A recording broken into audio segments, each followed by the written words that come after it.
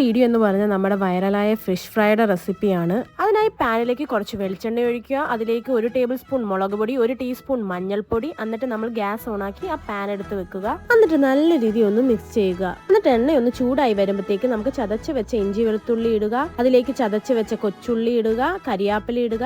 എന്നിട്ട് നല്ല രീതിയിൽ ഒന്ന് ഇളക്കി കൊടുക്കുക. മസാല എല്ലാം നല്ല രീതിയിൽ ഒന്ന് മൂത്ത് വരുമ്പോഴത്തേക്ക് നമുക്ക് ഇതിലേക്ക് പുളിവെള്ളം ചേർത്ത് കൊടുക്കാം. എന്നിട്ട് ഇതിലേക്ക് 1/2 ടീസ്പൂൺ ഉപ്പും കുറച്ച് ചില്ലി ഫ്ലേക്സും ചേർത്ത് നല്ല രീതിയിൽ ഒന്ന് ഇളക്കി കൊടുക്കുക. സവാളയൊക്കെ ഒന്ന് വാടി വരുമ്പോഴത്തേക്ക് നമുക്ക് ഇതിലേക്ക് മീൻ ചേർത്ത് കൊടുക്കാം. ഞാൻ ഇവിടെ അയിലയാണ് ചേർത്ത് കൊടുക്കുന്നത്.